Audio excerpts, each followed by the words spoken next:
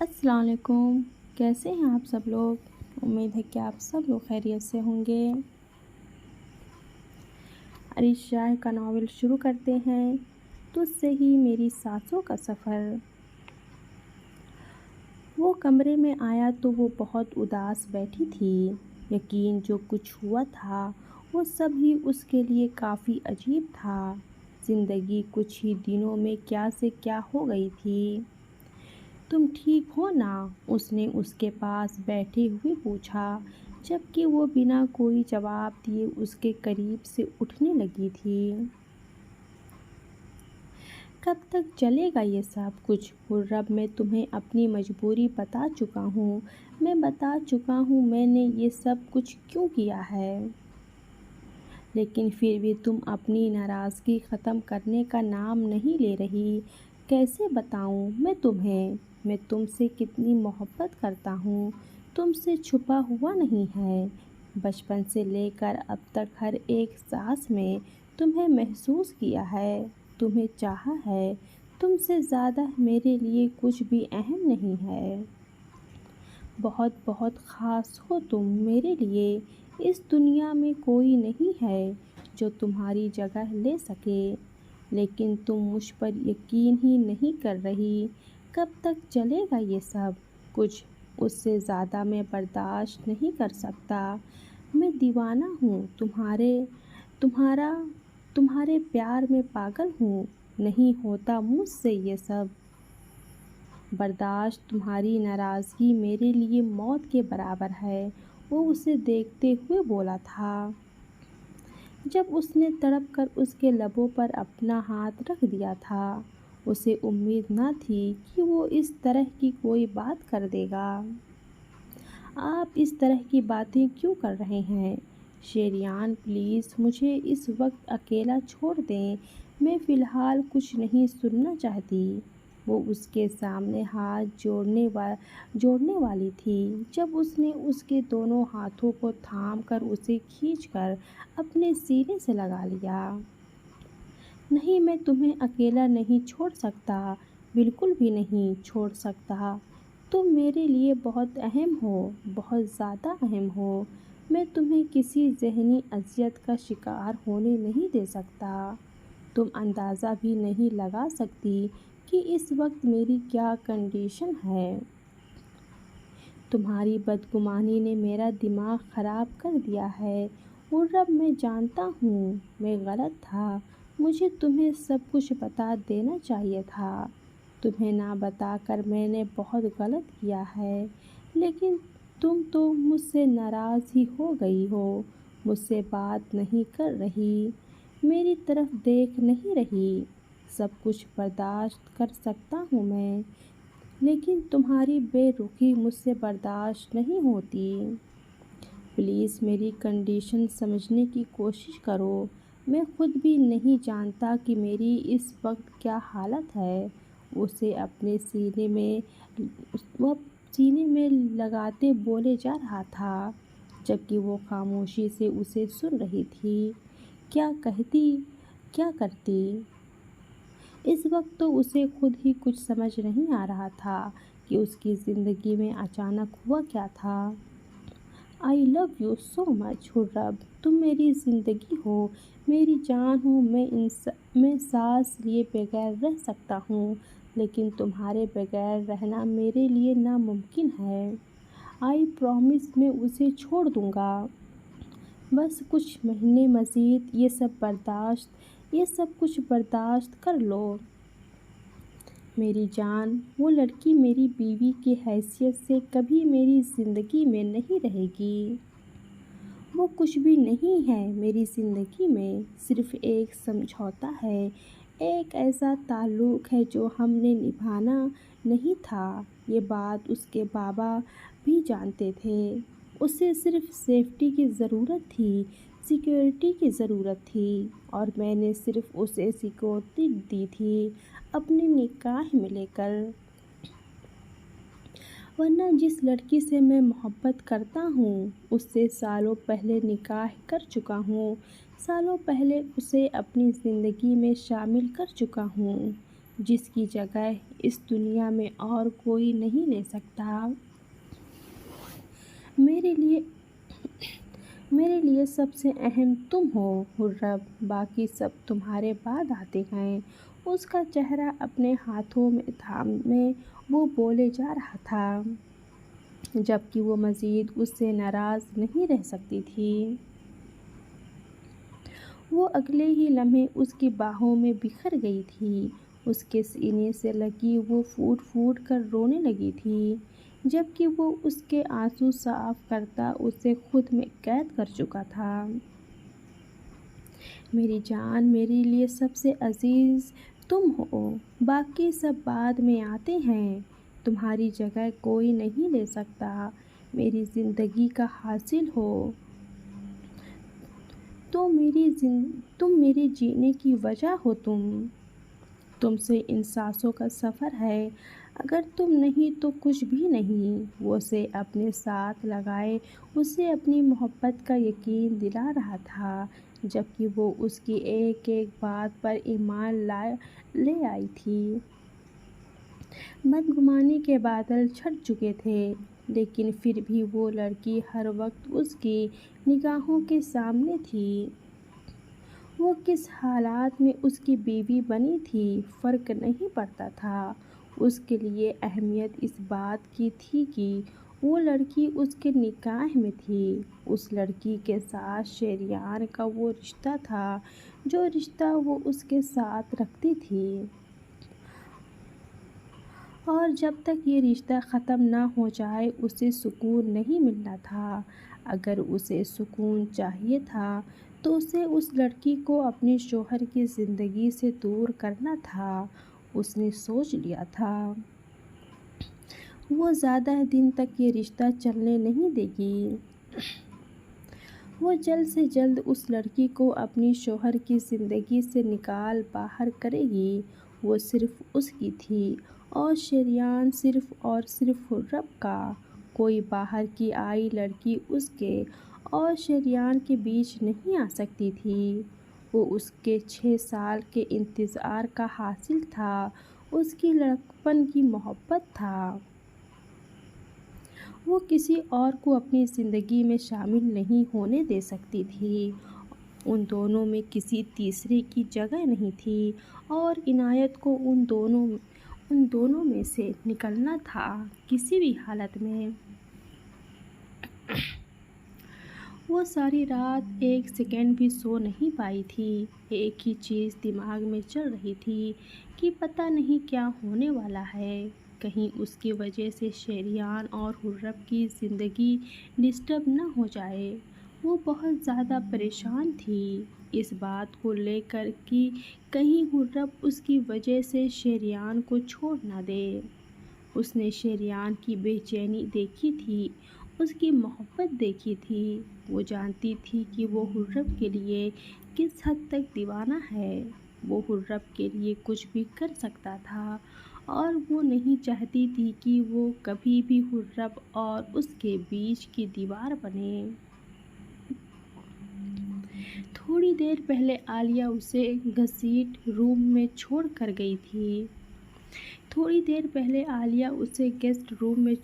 گئی تھی اور کہا تھا کہ کسی بھی چیز کی ضرورت ہو تو اسے لازمی بتا دیا جائے۔ باقی تھوڑی دیر کے بعد ملازمہ نے آ کر اسے کھانا بھی دیا تھا۔ باقی کسی نے بھی اس سے بات نہیں کی تھی، اور نہ ہی کوئی اسے دیکھنے کے لیے ملنے کے لیے آیا تھا۔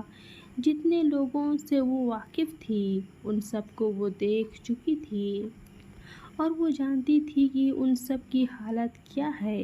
یقیناً اسے اپنی ہی بیٹی کے سر پر سوتن بنے دیکھ کر کسی کو بھی اس سے ملنے کی خوشی نہیں ہوئی تھی، اور وہ خود بھی تو یہاں ایسے نہیں آنا چاہتی تھی۔ اسے یہاں سے چلے جانا چاہیے۔ کمرے میں مسلسل گھومتے ہوئے وہ یہی سب کچھ سوچ رہی تھی۔ جب دروازے پر دستک ہوئی، دیکھا تو شریان دروازے پر کھڑا تھا۔ شمشیر، سب کچھ ٹھیک تو ہے نا؟ خرم تو ٹھیک ہے نا؟ کہیں زیادہ بڑا مسئلہ تو نہیں ہو گیا نا؟ آپ نے اس سے بات کر لینا، وہ آپ کی بات سننے کو تیار ہے۔ اب تو اس کو سب کچھ سچ بھی پتہ چل گیا نا۔ پلیز شمشیر مجھے کچھ بتائیں، میرا دل گھبرا رہا ہے، مجھے بہت ڈر لگ رہا ہے، اور اللہ نہ کرے کہ کچھ غلط ہو جائے۔ مجھے ایسے لگ رہا ہے جیسے یہ سب کچھ میری وجہ سے ہوا ہے، مجھے یہاں آنا ہی نہیں چاہیے تھا، مجھے آپ سے نکاح ہی نہیں کرنا چاہیے تھا، ہم بابا کو سمجھا لیتے، ہم سب کچھ کر لیتے، یہ بات اتنی بڑی ہی نہیں، یا اللہ اب کیا ہوگا؟ شمشیر میرا ٹینشن سے سر پھٹ رہا ہے۔ وہ اس کے پاس آتی ہوئی اسے بتانے لگی تھی، جبکہ وہ اس کے کندھوں پر ہاتھ رکھتے ہوئے اسے بیڈ پر بیٹھاتا خود بھی اس کے پیچھے بیٹھ گیا تھا۔ سب کچھ ٹھیک ہے عنایت، کچھ بھی غلط نہیں ہوا، اور ہو اور ہو بھی اور وہ بھی ٹھیک ہے، اور ساری فیملی کو بھی سچ پتہ چل گیا ہے۔ آئی ایم سوری تمہیں میری وجہ سے اتنی زیادہ ٹینشن لینی پڑ رہی ہے، لیکن یقین کرو وہ میری بات کو سمجھ گئی ہے، اور وہ مجھ سے بالکل بھی ناراض نہیں ہے۔ اس کی کنڈیشن تھوڑی سی الگ ہے، فی الحال وہ ان سب چیزوں کو قبول نہیں کر پا رہی، لیکن میں نے اسے بتا دیا ہے کہ تمہارا اور میرا تعلق صرف کچھ وقت کے لیے ہے، اس کے بعد سب کچھ ختم ہو جائے گا۔ اور جہاں تک بات رہی میری فیملی کی، تو آئی ایم ویری سوری، میں تم سے اس طرح اپنی فیملی کو نہیں ملوانا چاہتا تھا، میں چاہتا تھا کہ سب کچھ بالکل ٹھیک رہے جب تم میری فیملی سے ملو، لیکن مجھے انہیں سب کچھ بتانا پڑا ہے، کبھی کبھی تو یہ سب کچھ سامنے آنا ہی تھا، اور اگر حرب کے سامنے آ گیا تھا تو پھر باقی کسی سے چھپانے کا کوئی مقصد ہی نہیں تھا، اور اگر بعد میں یہ بات کسی اور طریقے سے میری فیملی کے سامنے آتی تو تم اندازہ لگا ہی سکتی ہو کہ کتنا بڑا مسئلہ بن سکتا تھا۔ خیر سب کچھ ٹھیک ہے، تمہیں پریشان ہونے کی ضرورت نہیں ہے، میں تمہارے ساتھ ہوں، کوئی بھی مسئلہ ہو تو مجھے بتا دینا۔ اور دوسری بات ٹینشن مت لو، تمہیں اس گھر میں بالکل فیملی کا ماحول ملے گا، بس تھوڑی سی ٹینشن والا ماحول کم ہونے دو، انشاءاللہ سب کچھ ٹھیک ہو جائے گا، اور تم نے بالکل پریشان نہیں ہونا، گھبرانا نہیں، انشاءاللہ کل میں تمہیں یہاں کے ہاسپٹل میں لے جاؤں گا جہاں پر تم اپنی جاب شروع کرو گی۔ وہ اس کی طرف دیکھتے ہوئے بولے جا رہا تھا، جبکہ وہ انکار کرنا چاہتی تھی، وہ فی الحال اس کنڈیشن میں ہرگز نہیں تھی کہ اپنی جاب دوبارہ سے اسٹارٹ کر سکے، لیکن وہ اسے کوئی ٹینشن نہیں دینا چاہتا تھا، وہ نہیں چاہتی تھی کہ اس کی وجہ سے اسے کوئی بھی پریشانی ہو۔ ٹھیک ہے جیسا آپ بہتر سمجھیں، میں صبح تیار ہو جاؤں گی، وہ صرف ہاں میں سر ہلاتے ہوئے بولی، جب اس کا دھیان سامنے پلیٹ پر گیا۔ یہ کیا تم نے کھایا نہیں؟ کھایا عنایت تم نے کل سے کچھ بھی نہیں کھایا ہوا ہے،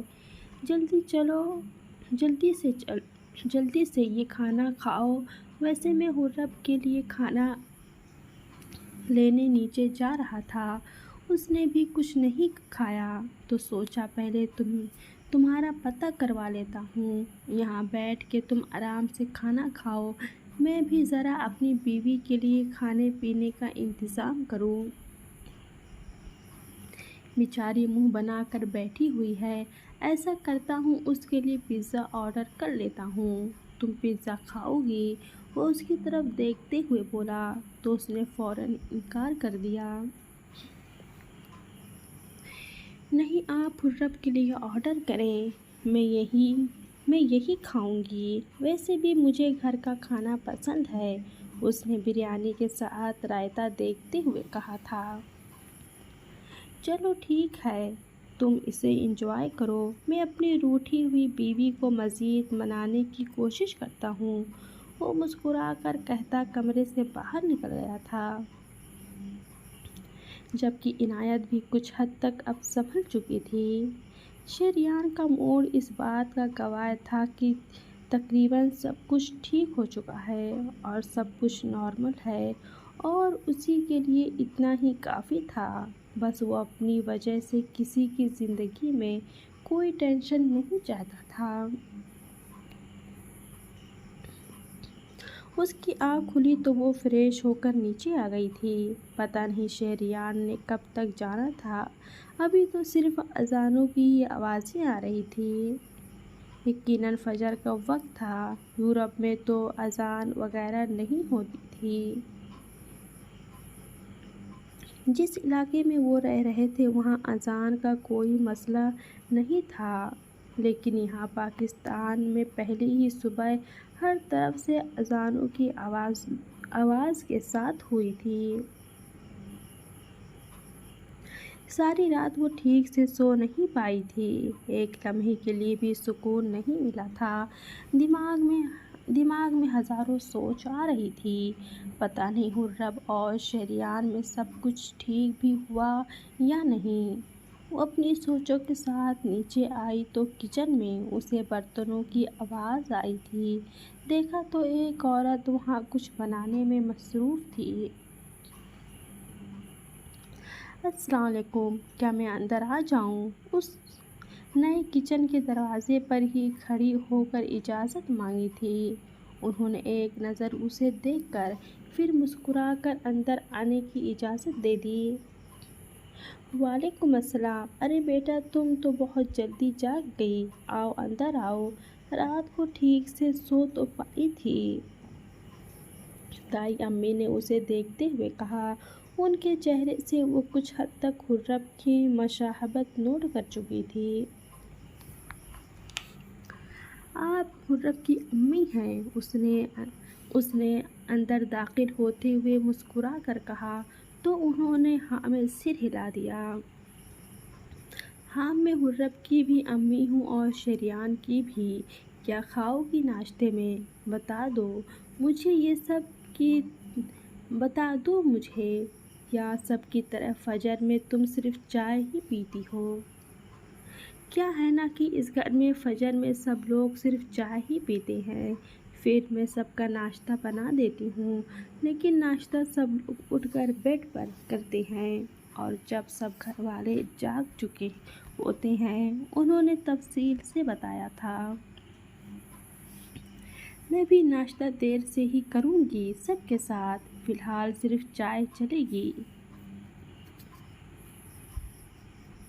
ویسے آپ کی کوئی ہیلپر، کوئی میڈ وغیرہ نہیں ہے جو آپ کی ہیلپ کرے ناشتہ بنانے میں؟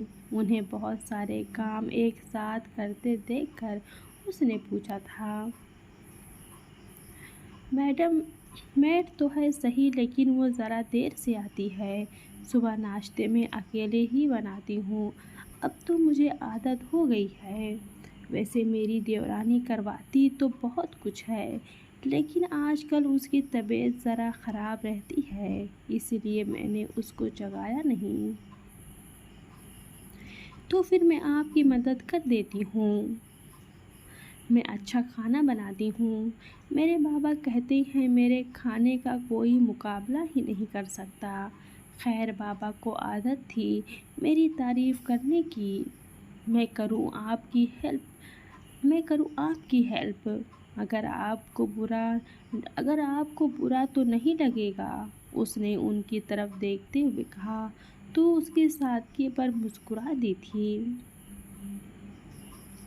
ہاں ضرور، تم اسے اپنا ہی گھر سمجھو، جس طرح یہاں رہنا چاہتی ہو ویسے رہو، جو دل کرے وہ کرو، تم پر کسی طرح کی کوئی پابندی نہیں، بس خوش رہو۔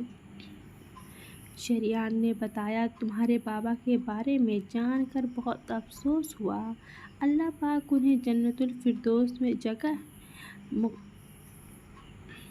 जन्नतुल फिरदौस में आला मुकाम अता करे। अपने आप को तन्हा मत समझना, हम सब लोग आपके साथ हैं। उन्होंने बेहद मोहब्बत से कहा था, जबकि वो भी मुस्कुराकर उनकी मदद करने लगी थी। उनसे बातें करते करते वो नाश्ता बन वो नाश्ता बना चुकी। उन्हें पता भी नहीं चला था। यार ये सारा यार शर्ट प्रेस कर दो ना। तुम अपना बेटा बाद में संभाल लेना। हुर्रब सो रही है। अभी वो सारा के हाथ से गोल मोल से बच्चे को उठाते हुए बोला था, जो उसके पास जाते ही रोने लगा। ये तुम्हारी वजह से हुआ है अयान, तुम्हारे पास जाते ही रोना धोना मचा देता है। रुको, मैं उसे चुप करवा के आती हूँ, फिर तुम्हारे शर्ट इस्त्री करती हूँ। सारा अब भी दीजिए, मैं कर देती हूँ, बस थोड़ा सा ही तो काम है। इनायत जो वहीं से गुजर रही थी, उन दोनों के साथ खड़े देखकर मुस्कुरा कर समझ गई थी। अरे नहीं नहीं इनायत यार, तुम तो मेहमान हो, मैं अभी कर लूँगी। बस मैं अयान को उल्टा कर देती हूँ, कमरे से बाहर कमरे में, या उसे उसके बाबा के हवाले करके आती हूँ। सारा ने उसकी तरफ देखते हुए कहा, जिस पर वो मुस्कुरा दी। जी नहीं, मैं मेहमान नहीं हूँ, बल्कि इस घर का फ़र्द हूँ, और मैं ये काम कर सकती हूँ ना, उसने शेरियान की तरफ देखते हुए कहा। तो वो मुस्कुरा कर कंधा उचका गया, जबकि वो वहीं इस्त्री स्टैंड पर शर्ट रखकर इस्त्री करने लगी थी। जब